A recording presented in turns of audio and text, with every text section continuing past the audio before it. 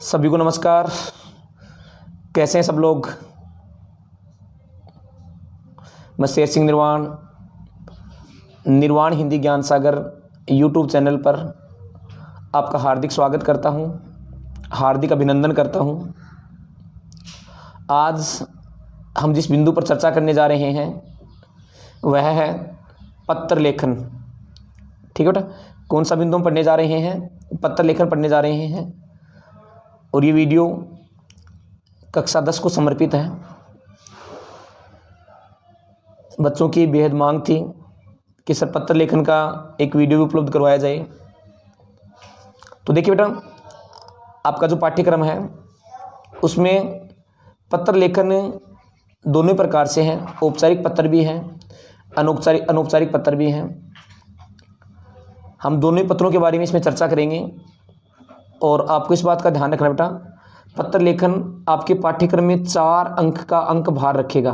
कितने अंक का आएगा बेटा? 4 अंक का आएगा। आपके प्रश्न पत्र में प्रश्न संख्या 22, कुल कितने प्रश्न होते हैं बेटा? 23 प्रश्न होंगे। उसमें प्रश्न संख्या 22 जो होगा वो पत्र लेखन का होगा और 23 होगा वो विज्ञापन लेखन का होगा। ठीक है बेटा, तो ये 4 अंक का अंक भार आपके पाठ्यक्रम में रखेगा। तो इसी के लिए आज हम चर्चा करने जा रहे हैं।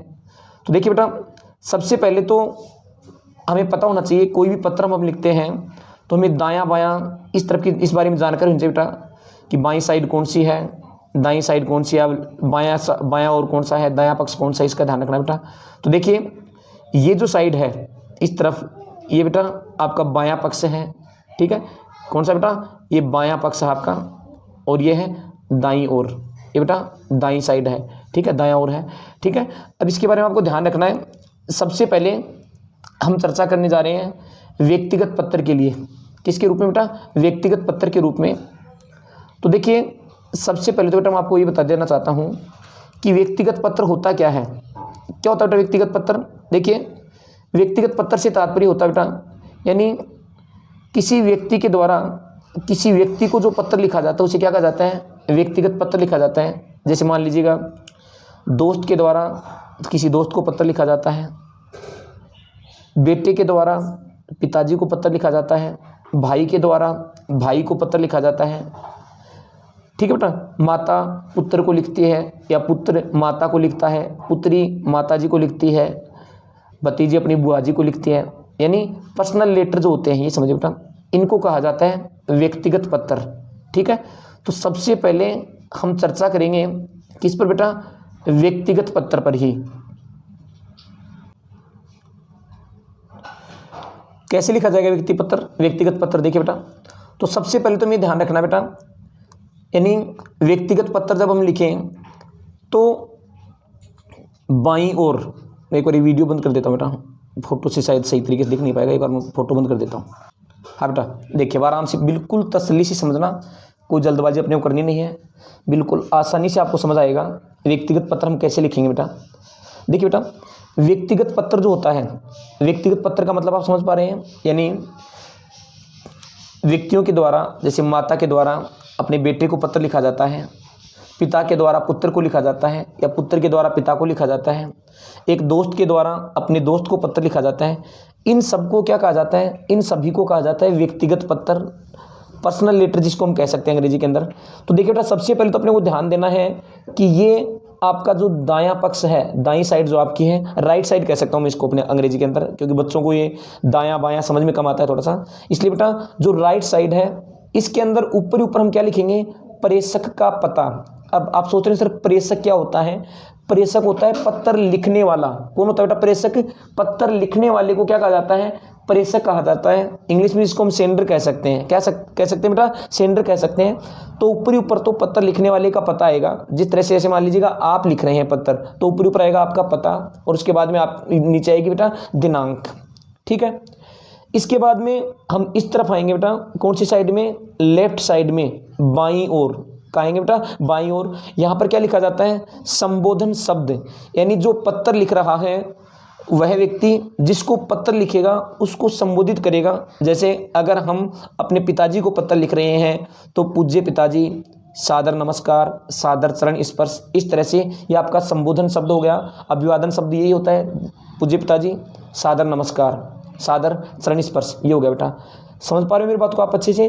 तो दोबारा से सुन लो, इधर राइट साइड में जिसको हम दाईं ओर कहते हैं, इधर तो आपको क्या लिखना बेटा, प्रेषक यानी लिखने वाले का पता आएगा, उसके नीचे दिनांक आएगी। व्यक्तिगत पत्र की बात करें हम पहले, ठीक है। इस तरफ कौन सी साइड है बेटा, लेफ्ट साइड या बाईं ओर जिसको हम कहते हैं, इस तरफ क्या आएगा बेटा, इस तरफ संबोधन शब्द आएगा, जिसको हम पत्र लिख रहे हैं उसको संबोधन वाक्य, जैसे पूज्य पिताजी या प्रिय पुत्र नमस्कार, प्रिय भ्राता, प्रिय दोस्त, ये जो है ये सारे इस तरफ आएंगे बेटा, ठीक है। इसके बाद में देखो आगे हम चर्चा करें बेटा, आगे क्या होगा फिर इसके बाद में, यहाँ पर पत्र का प्रारंभ करेंगे हम। पत्र का प्रारंभ का मतलब जिस तरह से हम ये लिखें कि आपका पत्र प्राप्त हुआ, ठीक है, या पत्र की बात ना लिख करके हम किसी को वैसे बधाई पत्र दे रहे हैं कि आपने कक्षा 10 के अंदर प्रथम स्थान प्राप्त किया है, आपकी इतनी प्रतिशत अंक हासिल आपने किए हैं, ठीक है। इन सब के बारे में जो जानकारी है हम इस पत्र के माध्यम से शुरुआत करेंगे, ठीक है बेटा। और ये शुरुआत करने के बाद हम पत्र का जो मुख्य संदेश है, जो हम संदेश उसके अंतर्गत देने जा रहे हैं, उस संदेश के बारे में मुख्य संदेश जो है, मुख्य भाग जो है वो इसके अंतर्गत हम लिखेंगे। ध्यान रखना बेटा, जो व्यक्तिगत पत्र होते हैं इन व्यक्तिगत पत्रों का कोई विषय वगैरह नहीं आता है, ठीक है बेटा। इस बात का आप ध्यान देंगे कि व्यक्तिगत पत्रों में क्या नहीं आता है, कोई विषय नहीं आता है, ठीक है बेटा। इस बात का आपको ध्यान देना है कि किसी प्रकार का कोई विषय इसके अंतर्गत नहीं आता है। मुख्य विषय का मतलब यानी इसमें आप क्या लिखने जा रहे हैं वो इसमें होगा, ठीक है। और अंतिम आपको एक पत्र लिखा हुआ दिखाऊंगा, अभी चिंता ना कीजिए आप। और अंतिम पंक्ति जो इसकी होगी वहां पर पत्र का समापन करना है, ठीक है। क्या आशा है, उम्मीद है, जो भी आप सुझाव दे रहे हैं, जैसे किसी को आपने बधाई पत्र लिखा तो उसमें आप लिखेंगे कि आशा है कि आप आगे भी इस तरह से तरक्की करते रहेंगे, प्रथम स्थान हासिल करते रहेंगे, ये हो जाएगा बेटा, ठीक है। अब देखो हम आगे चलते हैं, ठीक है बेटा, आगे चलते हैं। अभी हम ये देखो दिख रहा होगा आपको, अंत में यहां पर क्या आएगा बेटा, स्नेह या आदर सूचक शब्द, ठीक है बेटा। क्या आएगा, स्नेह या आदर सूचक शब्द आएगा कि आपका जो पुत्र है या आपका जो पिता है, आपका जो दोस्त है, ये सारी चीजें किसमें आएंगी बेटा, आदर सूचक शब्द के रूप में आएंगी। किसके रूप में आएंगी, आदर सूचक शब्द के रूप में, ठीक है। जो हमें कहां लिखनी है, यहां पर एक मिनट बेटा, जो हम कहां लिखेंगे, एक मिनट।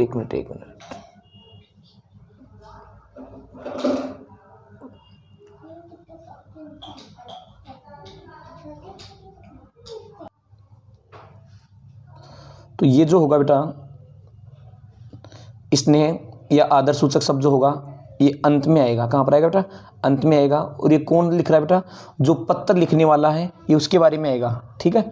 हाँ, जिसको आपने लिखा है कि आपका पुत्र, ठीक है, आपका दोस्त और नीचे अपना नाम, ये आएगा। एक पत्र का प्रारूप दिखाता हूँ, देखो मैं भी आपको व्यक्तिगत पत्र कैसे लिखा जाता है इसका एक प्रारूप दिखाता हूँ आपको भी लिखा हुआ।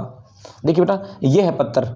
जैसे कोई बेटा है और वो जयपुर रहकर के तैयारी कर रहा है। क्या कर रहा है बेटा, जयपुर रहकर के तैयारी कर रहा है। तो अपने पिताजी को उसने क्या लिखा बेटा, पत्र लिखा है।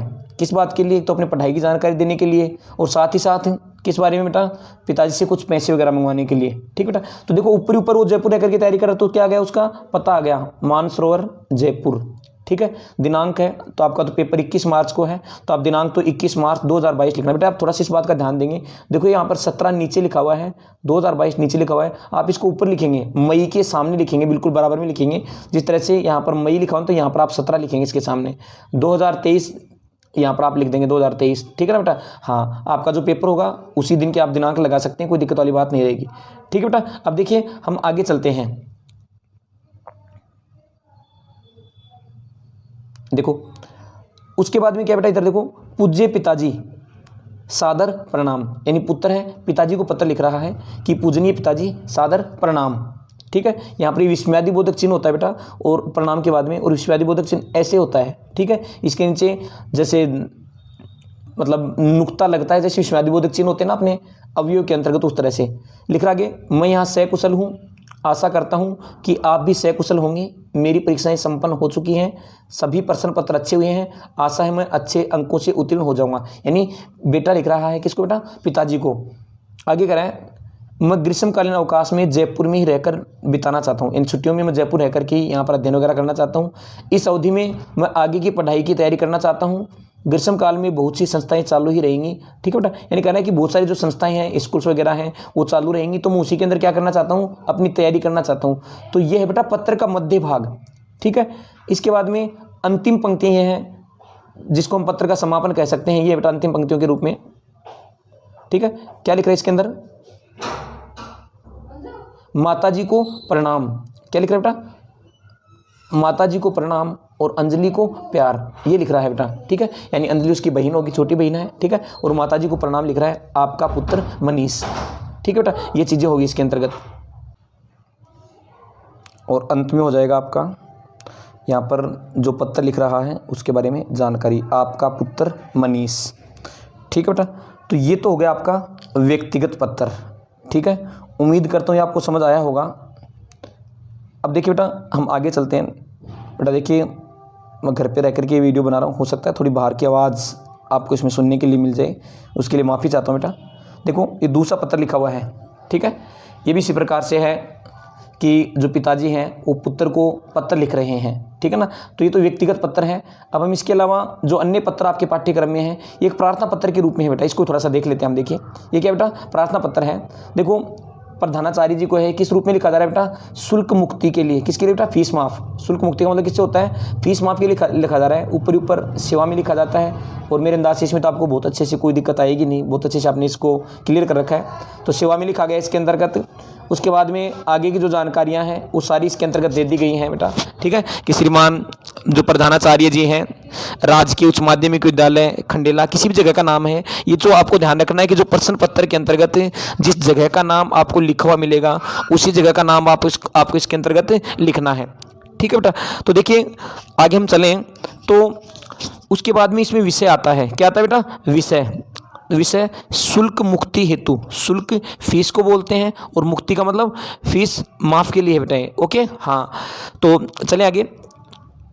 उसके बाद में यहाँ पर क्या आएगा, महोदय आएगा। और महोदय अगर आप प्रधानाचार्य हैं जिसको आप पत्र लिखने अगर वो महिला हैं तो इधर ऊपर आ जाएगा प्रधानाचार्या, ठीक है बेटा। और महोदय की जगह महोदया, ठीक है। क्या जाएगा बेटा, महोदया। थोड़ा सा ध्यान रखना है, अगर पत्र महिला को लिख रहे हैं हम, महिला प्रधानाचार्य जी हैं, तो श्रीमान की जगह भी श्रीमती आ जाएगा, प्रधानाचार्य जी की जगह प्रधानाचार्या आ जाएगा, ठीक है बेटा। और महोदय की जगह महोदय आ जाएगा, ठीक है बेटा। अब इसके बाद में जो अपना विवरण है वो हम इसमें दे देंगे कि मैं इस तरह से, मेरे पिताजी एक गरीब किसान हैं और मेरा विद्यालय फीस देने में असक्षम है, वो मेरा विद्यालय फीस जमा नहीं करवा सकते। ये सारी चीज़ें इसके अंतर्गत आ जाएंगी। फिर थोड़ा सा ध्यान रखना है, इधर यहाँ पर आपको नीचे क्या लिखना है बेटा, ये दिनांक यहाँ पर, ठीक है। और इधर आपका आज्ञाकारी शिष्य, अगर बालिका लिख रही है, लड़की लिख रही है तो आपकी आज्ञाकारी शिष्या, ठीक है बेटा। अपना नाम और साथ में कक्षा वगैरह जो है ये आपको लिखनी है, ठीक है। अब देखिए हम आगे चलते हैं। ये तो था आपका प्रार्थना पत्र। उम्मीद करता हूँ इसमें आपको कोई दिक्कत नहीं होगी। प्रार्थना पत्र के अंतर्गत एक आता है आपका शिकायती पत्र बेटा। क्या आता है, शिकायती पत्र। अब शिकायती पत्र के बारे में चर्चा करते हैं अपन। शिकायती पत्र क्या होता है बेटा, देखो शिकायती पत्र कब लिखा जाएगा, जैसे मान लीजिएगा आपके मोहल्ले के अंदर समय पर बिजली नहीं आ रही है या बिजली की बार बार कटौती चल रही है, परीक्षाओं का समय है, ऐसे में बिजली कटौती चल रही है, तो उसके लिए आपको क्या लिखना है, पत्र लिखना है। तो जब आप बिजली कटौती का पत्र लिखोगे तो प्रधानाचार्य जी को तो लिख नहीं सकते, इस बात का ध्यान रखना बेटा थोड़ा सा। कई बच्चों की आदत होती है सेवा में श्रीमान प्रधानाचार्य जी लिखते हैं सीधा ही, ठीक है। तो ध्यान रखना जिससे संबंधित हो उसी से संबंधित लिखना है। अगर बिजली कटौती हो रही है तो सेवा में लिखेंगे हम नीचे वाली पंक्ति में श्रीमान सहायक अभियंता महोदय। सहायक अभियंता किसको कहा जाता है बेटा, बिजली का जो एएन होता है विद्युत विभाग के अंतर्गत, उसको कहा जाता है सहायक अभियंता। तो उसके लिए हम लिख देंगे सहायक अभियंता महोदय, ठीक है बेटा। तो इस तरह की चीज़ें हम लिख देंगे, जिस क्षेत्र का उस जगह का नाम लिख देंगे हम। और फिर उसके बाद में विषय। अब देखो ये तो जैसे सफाई व्यवस्था के लिए मैं आपको बिजली से संबंधित बता रहा हूँ, तो विषय बार बार होने वाली विद्युत कटौती के संबंध में ये हो जाएगा, ठीक है। तो मैं आपको अच्छे से समझा दूँ बेटा, शिकायती पत्र जो होता है, शिकायती पत्र प्रार्थना पत्र की तरह ही होता है। किसकी तरह होता है बेटा, प्रार्थना पत्र की तरह ही होता है। बस उसमें हम आपका आज्ञाकारी शिष्य लिखते हैं, इसमें आप आज्ञाकारी शिष्य ना लिख करके क्या लिख दिया जाता है, पत्र लिखने वाले का नाम लिख दिया जाएगा। क्या लिख दिया जाएगा बेटा, जो पत्र लिख रहा है उसका यहाँ पर क्या लिख दिया जाता है, नाम लिख दिया जाता है। बस थोड़ा सा इसमें ये फर्क है, और कोई ज़्यादा सा अंतर नहीं है। यहाँ पर आप नाम लिख देंगे, जिसको भी आप पत्र लिख रहे हैं उसका क्या कर देंगे बेटा, नाम लिख देंगे। और जितने भी 5 व्यक्तियों के, 10 व्यक्तियों के या समस्त क्षेत्रवासी, किसी मोहल्ले का नाम, किसी वार्ड संख्या का नाम, ये हम लिख देंगे बेटा। तो मेरे अंदाज से इसमें आपको दिक्कत नहीं आएगी। ये आपका शिकायती पत्र है, ठीक बेटा। अब इसके बाद में शिकायती पत्र के अलावा एक आपके कार्यालयी पत्र और होता है बेटा, इसका और थोड़ा सा आप ध्यान देंगे, बस ज़्यादा लंबा वीडियो ना हो, मैं इसको जल्दी पूरा करना चाह रहा हूँ। देखिए बेटा, कार्यालयी पत्र क्या होता है? कार्यालयी पत्र बता दो आपको, सरकारी कार्यालयों में लिखे जाते हैं बेटा। किसके अंतर्गत लिखे जाते हैं? सरकारी कार्यालयों के अंतर्गत लिखे जाते हैं। जैसे ऐसे मान लीजिएगा अपने विद्यालय के प्रधानाचार्य जी हैं, वो जिला शिक्षा अधिकारी को लिख रहे हैं, जिला कलेक्टर को लिख रहे हैं, ठीक है। इस चीज़ का थोड़ा सा ध्यान रखना है। तो ऊपरी ऊपर तो बेटा जो कार्यालयी पत्र होते हैं, थोड़ा सा ध्यान से समझना है इसको। ऊपरी ऊपर तो क्या आएगा बेटा? सरकार, राजस्थान सरकार हो गई, ठीक है। उसके बाद में कार्यालय का नाम, कहाँ से लिखा जा रहा पत्र, उस कार्यालय का नाम आ जाएगा। जिस तरह से मान लीजिएगा कोई सरकारी संस्था है, ठीक है, कोई भी सरकारी संस्था है, जिस तरह से लिख दिया राजकीय उच्च माध्यमिक विद्यालय जयपुर, राजकीय उच्च माध्यमिक विद्यालय झुंझुनू, सीकर, कहाँ कहीं का भी, जोधपुर, बाड़मेर, जो भी क्षेत्र है उसका नाम इसके अंतर्गत आ जाएगा, ठीक है बेटा। कार्यालय का नाम हो गया। उसके बाद में इधर पत्र क्रमांक लिखे जाएंगे और इसके ठीक सामने इधर क्या लिखा जाएगा बेटा? दिनांक। पत्र क्रमांक और दिनांक। अब बच्चे सोच रहे पत्र क्रमांक कैसे लिखे, मैं दिखाऊंगा अभी आपको, आगे प्रश्न लिखा हुआ है इसका ही पूरा। उसके बाद में बेटा एक पंक्ति छोड़कर आप क्या लिखेंगे? प्रेषक। प्रेषक कौन होता है? पत्र लिखने वाला। तो जो पत्र लिख रहा है उसका विवरण हम यहाँ पर देंगे। जैसे प्रधानाचार्य जी ने लिखा, ठीक है, कौन सी स्कूल के हैं, उस स्कूल का नाम लिख दिया आपने, प्रधानाचार्य जिस स्कूल के हैं उसका नाम लिख दिया, ठीक है। फिर एक पंक्ति छोड़ करके अपने को क्या करना है बेटा? एक पंक्ति छोड़ करके हमें फिर प्रेषिती का नाम लिखना है। किसका नाम लिखना है बेटा? प्रेषिती। प्रेषिती कौन होता है? प्रेषिती होता है पत्र को प्राप्त करने वाला। कौन होता है बेटा? पत्र को प्राप्त करने वाला। जैसे माध्यमिक शिक्षा बोर्ड के निदेशक को अपने लिख रखा है इस पत्र के अंतर्गत, तो उसका नाम आ गया निदेशक माध्यमिक शिक्षा बोर्ड राजस्थान अजमेर। क्या बेटा यहाँ तक समझ में आ रहा है? फिर से देख लीजिए, ऊपरी ऊपर तो क्या लिखना आपको? सरकार, राजस्थान सरकार हो गई। फिर किसका नाम? कार्यालय का नाम। इधर क्या लिखेंगे? एक तरफ पत्र क्रमांक, कौन सी साइड में? लेफ्ट साइड में। राइट साइड में यानी कौन सी ओर बेटा? दाईं ओर क्या लिखेंगे? दिनांक, ठीक है। उसके बाद में प्रेषक लिखेंगे। फिर क्या लिखेंगे? प्रेषिती लिखेंगे। प्रेषक कौन? पत्र को लिखने वाला। प्रेषिती कौन? पत्र को प्राप्त करने वाला, ठीक है बेटा। अब देखिए हम आगे चलते हैं, फिर यहाँ पर विषय आ जाएगा। क्या जाएगा बेटा? विषय। देख लीजिए यहाँ पर ये विषय दिख रहा होगा बेटा आपको अच्छे से। यहाँ पर ये आपका विषय आ गया, ठीक है। और फिर यहाँ पर इसके बाद में एक पंक्ति छोड़कर हम यहाँ क्या लिख देंगे बेटा? महोदय लिख देंगे। और महोदय लिखने के बाद आगे की जो पंक्तियाँ हैं वो हमें लिखनी है, ठीक है। उसके बाद में आगे की पंक्ति में क्या आता है बेटा? पत्र का मध्य भाग आता है। तो कैसा होगा मध्य भाग? देखो बेटा, ठीक है, मध्य भाग कैसा होगा? देखिए एक प्रश्न के मध्य, एक मिनट इसका और ध्यान दे लो। अंत में यहाँ पर क्या लिख दिया जाता है बेटा? बहुदीय। यानी जो पत्र लिखने वाला होता है वो लिख देता है बहुदीय। जो लिखेगा उसके बारे में यहाँ पर जानकारी आ जाएगी बेटा, बहुदीय, ठीक है। जो भी पत्र लिख रहा है, जैसे प्रधानाचार्य लिख रहा है तो प्रधानाचार्य और साथ में उसकी संस्था का नाम, ये हो जाएगा। अब देखिए एक पत्र का प्रारूप में लिख करके दिखाता हूँ आपको। ये पत्र है आपके सामने, ठीक है बेटा। किस बारे में? सुन लीजिए। प्रधानाचार्य राजकीय उच्च माध्यमिक विद्यालय चिड़ावा या झुंझुनू की ओर से अपने विद्यालय में बोर्ड परीक्षा केंद्र की स्वीकृति चाहने हेतु माध्यमिक शिक्षा बोर्ड के निदेशक को एक पत्र लिखना है बेटा, ठीक है। और कैसा पत्र है? कार्यालयी पत्र है। कैसा पत्र है बेटा? कार्यालयी पत्र। तो देखो बेटा थोड़ा सा आराम से समझ लो, कोई जल्दबाजी नहीं है। इसके अंदर ऊपर ही ऊपर तो क्या लिखना बेटा? सरकार का नाम। तो अपन ने क्या लिख दिया ऊपर ऊपर? राजस्थान सरकार। उसके बाद में नीचे क्या लिख दिया? संस्था का नाम, राजकीय उच्च माध्यमिक विद्यालय चिड़ावा झुंझुनू, ये संस्था का नाम हो गया, ठीक है। इसके बाद में बेटा क्या है? पत्र क्रमांक। देखो पत्र क्रमांक क्या लिखा? राजकीय उच्च माध्यमिक विद्यालय चिड़ावा। दिख रहा होगा आपको अच्छे से। यानी जो संस्था है उसके प्रारंभिक अक्षर 2 या 3 लिख दो, इतना बड़ा भी लिखने की जरूरत नहीं पड़ेगी, सही। और कोई भी आप अंक डाल दे बेटा, 2, 5, 10, 18, 27, जो भी आपकी इच्छा है। और इधर क्या लिखना है बेटा? दिनांक, ठीक है। क्या लिखनी है? दिनांक लिखनी है। आप दिनांक के लिए तो सीधा सा तरीका याद रख लीजिए। आपको क्या लिखना है? सीधा ही 21 मार्च। क्या लिखना है बेटा? 21 मार्च 2023, ठीक है बेटा। अब देखो फिर प्रेषक। प्रेषक लिख कौन रहा है? पत्र प्रधानाचार्य जी लिख रहे हैं, ठीक है। तो प्रेषक में कौन आ जाएंगे बेटा? प्रधानाचार्य राजकीय उच्च माध्यमिक विद्यालय चिड़ावा, ठीक है बेटा। उसके बाद में आगे चले हम, क्या आ जाएगा? प्रेषिती। प्रेषिती कौन होता है बेटा? प्रेषिती होता है पत्र को प्राप्त करने वाला। जिसको आप पत्र लिख रहे हो उसको क्या कहा जाता है बेटा? प्रेषिती। तो प्रेषिती कौन है? माध्यमिक शिक्षा बोर्ड का निदेशक है, ठीक है। तो निदेशक माध्यमिक शिक्षा बोर्ड राजस्थान अजमेर। ये कौन होगा बेटा? परिस्थिति हो गया। इसके ठीक बाद में आपको क्या लिखना, अगली पंक्ति में विषय लिखना है। क्या लिखा विषय? विद्यालय में बोर्ड परीक्षा केंद्र की स्वीकृति हेतु, यानी बोर्ड का परीक्षा केंद्र चाहिए, इसके लिए हमने क्या लिखा है? पत्र लिखा है। ठीक है बेटा। अब उसके बाद में महोदय हम लिखेंगे। क्या लिखेंगे बेटा? महोदय लिखेंगे। ये लो यहाँ पर महोदय लिख दिया। अगर महिला है जिसको हम लिख रहे हैं तो महोदय हो जाएगी। और उसके बाद बेटा इसको कहा जाता है पत्र का मध्य भाग। क्या कहा जाता है? पत्र का मध्य भाग। ठीक है। अब कोई भी प्रश्न हम लिखेंगे बेटा, पत्र का मध्य भाग निर्भर करता है कि हम कैसा पत्र लिख रहे हैं, उस पर निर्भर करेगा।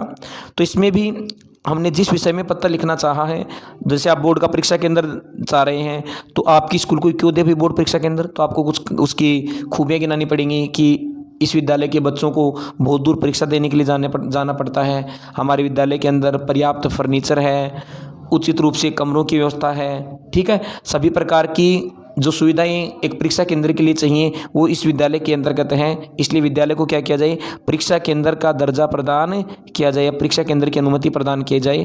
अंत में वही तरीका बेटा, कौन सा? भवदीय और प्रधानाचार्य जी। ठीक है बेटा। तो ये आपका पत्र लेखन वाला जो बिंदु है ये है बेटा। उम्मीद करता हूँ आपको समझ आया होगा। थोड़ी सी बाहर की हो सकता है आपको आवाज़ सुनने को मिल सके, उसके लिए माफ़ी चाहता हूँ बेटा। बाहर लोगों की थोड़ी इधर उधर की थोड़ी सी आवाज़ आ रही है, इसके लिए माफ़ी चाहूँगा। बाकी वीडियो कैसा लगा ये ज़रूर बताएं। और इसके अलावा अभी आपके पास समय है 2-3 दिन का, और कोई बिंदु जो आपको पढ़ना हो, जो आपको समझ में कम आ रहा हो तो बता दीजिए, आपको उसी दिन या अगले दिन तक वो ज़रूर मिल जाएगा। ठीक है बेटा। सभी को बहुत बहुत धन्यवाद। जय हिंद, जय भारत।